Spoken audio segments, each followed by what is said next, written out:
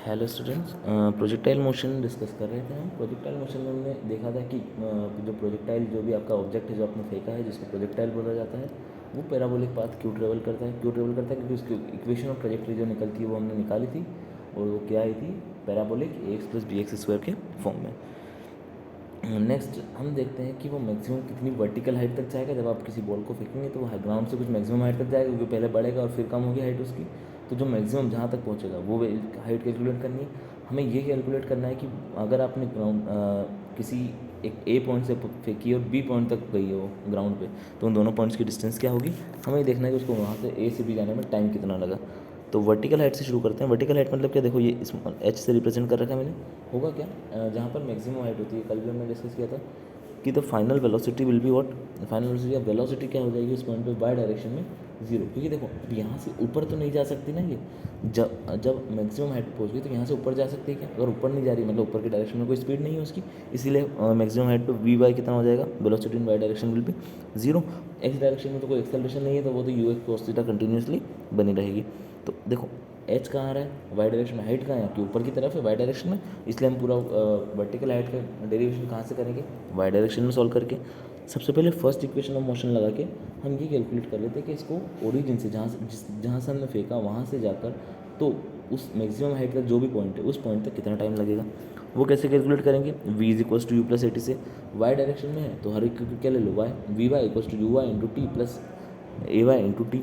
हमको पता है फाइनल वेलोसिटी कितनी हो जाएगी उस पॉइंट पर जाके। देखो इनिशियल पोजीशन क्या होगी आपकी ओरिजिन, फाइनल पोजीशन क्या होगी मैक्सिमम हाइट। तो फाइनल पोजीशन पे जो वेलोसिटी वो होगी वो क्या होगी, फाइनल वेलोसिटी वी वाई कितनी होगी। अभी हमने देखा कि उससे ऊपर तो जा नहीं सकती, स्पीड नहीं है ऊपर, स्पीड नहीं है मतलब वेलोसिटी कितनी होगी जीरो।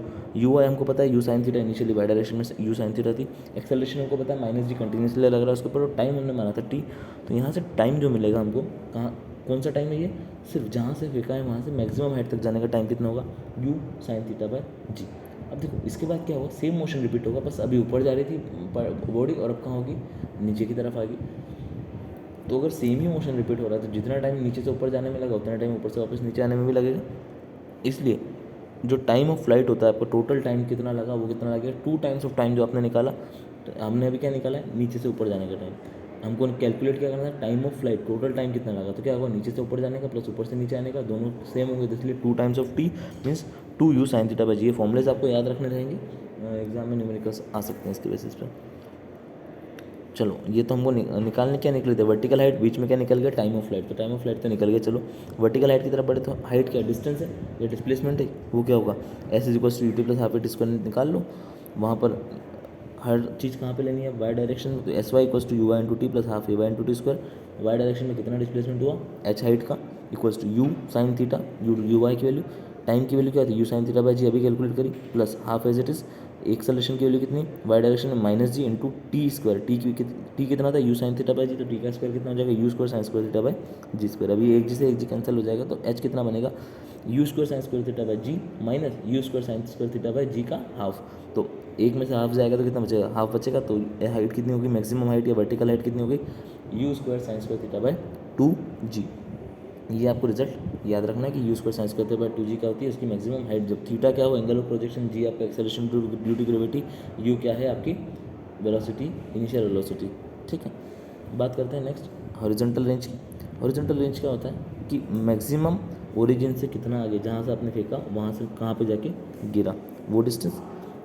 बीच की कहानी तो पूरी आपको पता ही है। टोटल टाइम कितना लगेगा, अब देखो अब टाइम क्या लोगे, आपको निकालना कहाँ से कहाँ तक है डिस्टेंस, जहाँ से फेंका वहाँ से आखिरी तक। तो मतलब टोटल टाइम कितना लगा उसको वहाँ से वहाँ जाने में, वो क्या होता है टाइम ऑफ फ्लाइट, वो हमने कैलकुलेट कर लिया, वो क्या है 2 यू साइन थीटा बाई जी।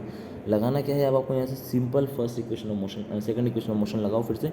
अब कहाँ लगाओगे, रेंज कहाँ आती है, एक्स डायरेक्शन में, तो इक्वेशन ऑफ मोशन भी कहाँ लगाओगे, एक्स डायरेक्शन में। कितनी हो जाएगी, S X is equal to U X into T plus half A X into T square.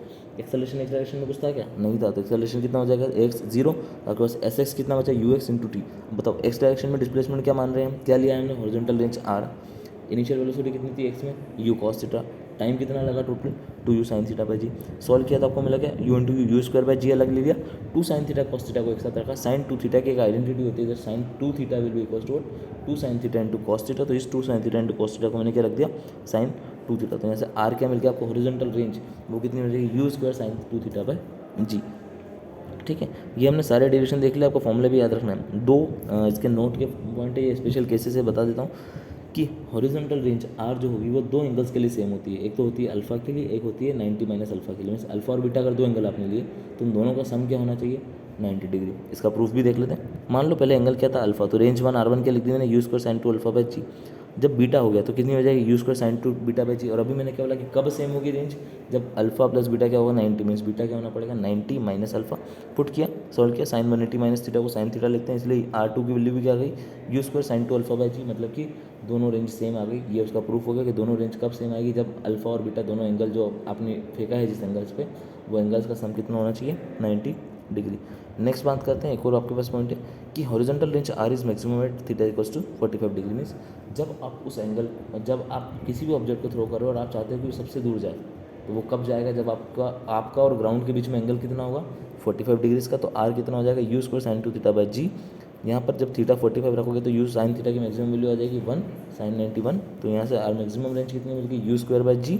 या फिर बात करें कब मिली, तो थीटा इक्वल्स टू 45 डिग्री। दोनों वैल्यूज याद रखने की, थीटा इक्वल्स टू 45 पे मैक्सिमम मिलेगा, कितना मिलेगा, यू स्क्वायर बाई जी। इतना ही सब कुछ था जो भी हमने अभी तक पढ़ा। प्रोजेक्टाइल मोशन के बारे में हमने 2 लेक्चर में सब कुछ पढ़ लिया है। नेक्स्ट हमको देखना है यूनिफॉर्म सर्कुलर मोशन। टॉपिक उतना इम्पोर्टेंट वैसे नहीं है, समझने के लिए इम्पोर्टेंट इसलिए है, एग्जाम पॉइंट ऑफ व्यू से इतना इंपॉर्टेंट नहीं है, लेकिन समझना क्यों इंपॉर्टेंट है, क्योंकि जब हम रोटेशन पढ़ेंगे, रोटेशनल मोशन चैप्टर 7, तब हमको जरूरत लगेगी यूनिफॉर्म सर्कुलर मोशन के छोटे छोटे कॉन्सेप्ट्स की, जो हम वहाँ पर डायरेक्ट अप्लाई करेंगे। इसलिए यूनिफॉर्म सर्कुलर मोशन भी अच्छे से ही पढ़ना है, ऐसा नहीं कि नहीं है तो नहीं पढ़ना है, एक दिन में अपन खत्म जरूर कर लेंगे उसको, लेकिन अच्छे से पढ़ना है, ठीक है। तब तक के लिए God bless you, thank you so much.